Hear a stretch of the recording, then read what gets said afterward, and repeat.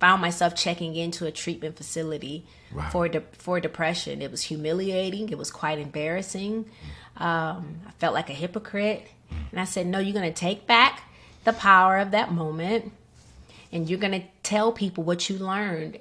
And what you had to take accountability for were those 3 places that you were not checking in, which was myself, others, and God. While you were in there, what was the hardest thing? Was it emotions? Was it dealing with people on the outside, or was it dealing with yourself? I was so desperate for help. Shame could not be in the same room. Right. When you're desperate for help, when you're desperate for answers, you can't be ashamed. Yeah. For a brief minute, I was like, man, people are going to know who I am. But I had to put that out the door. Right. And of course, word got out that I was at a treatment facility for depression. TMZ found out. And me and my staff, we decided to release a statement, because what I refuse to do is to let other people tell my story. And Right. so I was worried about that, and how people would feel that the girl that sings when Jesus says yes is depressed. How does that go?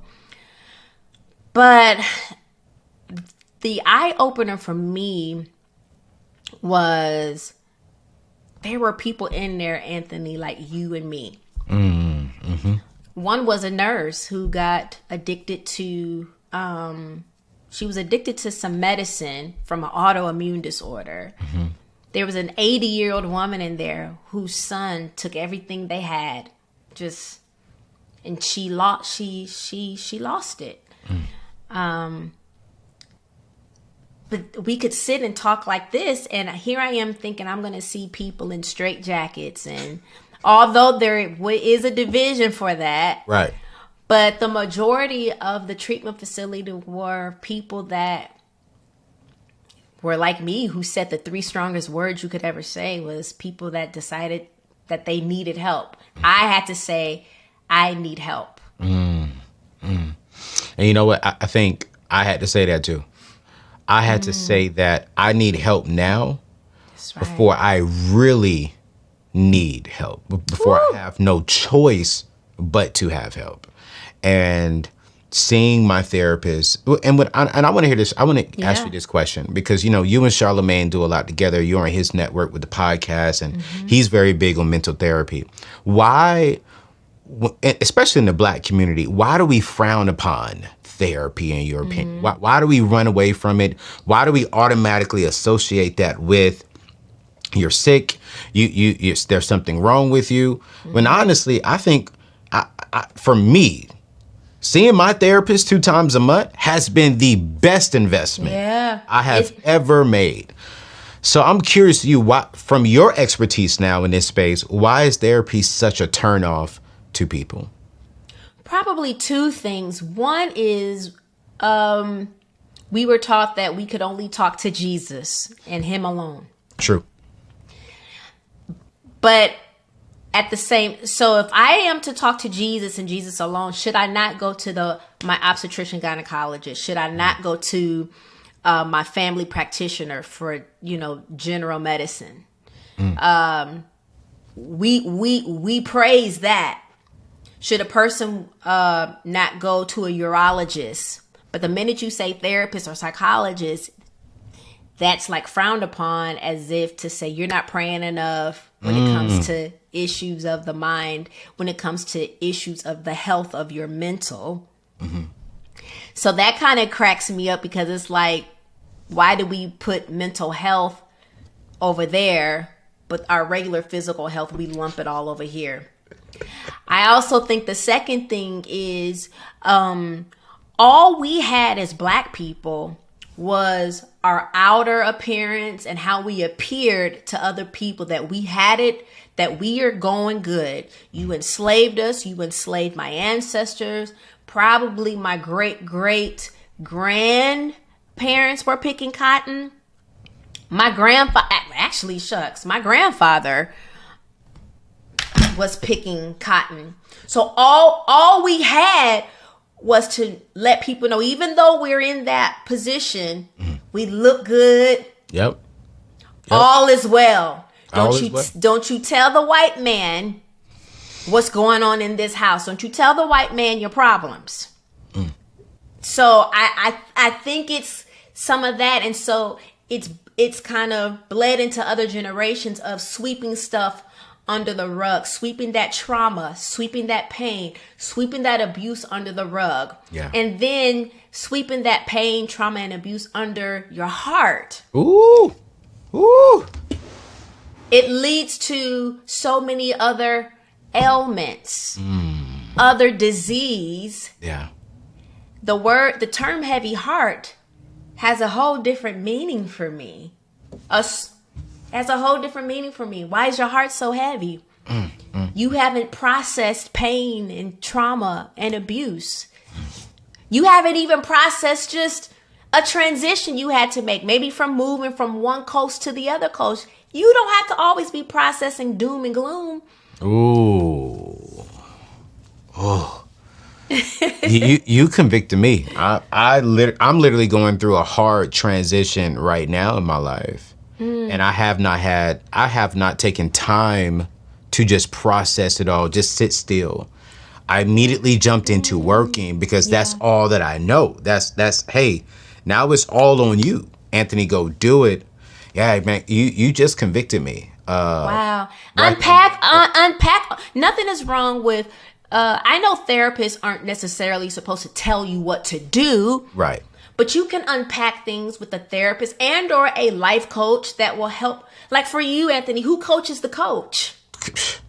I don't have a life coach, but I'm telling you right now, you just convicted me. I have a therapist, but maybe I need to get a life coach. A coach that can help you unpack certain, transition, or maybe your therapist. Maybe I built a relationship up with my therapist to where there are times when I tell her something and she goes straight sister girl on me like, now you know better, or so. And I love when we can have those kind of absolutely moments because there are times I am looking to my therapist to help me solve a problem and not just listen to it, but help me with solutions. Absolutely. And so we're able to do that. But therapy isn't just always processing sad things. Right. It's walking through life. Yeah.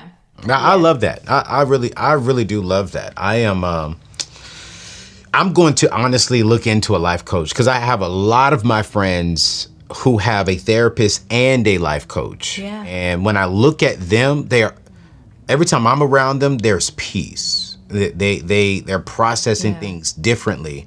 And I'm like, wow, okay, I got a therapist, but maybe I do need a life coach. And maybe this life coach can walk me through some of the things that I'm going through right now. Listen, Dr. Anita Phillips says prayer is a weapon, therapy is a strategy, coaching is a strategy. So we can pray about something, but let's look at strategy as well, or vice versa. Therapy is a strategy. Now I know what to pray for when I look at, okay, when you're going into war, they had to strategize. They just didn't go into war. So that's how I look at it. I also look at it as far as there are 3 medical doctors in my family. Okay. God equipped them with a certain type of healing. Yep. I now have a first cousin who is a licensed clinical social worker. She is a therapist. God gave her that desire to want to help people in a different way. Yeah. That my uncle and cousins that are medical doctors are able to help impact people through medicine. Yeah. So I just wanted to add that. You listen. Now I read your book, and I want to go through this quickly because I definitely want to respect your time. I really want to ask you this question so that people can know this, because I think a lot of people need to understand that, hey, there's nothing wrong with asking yourself questions. And and in your book, you talk about some hard questions we can ask in order to check in with ourselves, to have a conversation with ourselves.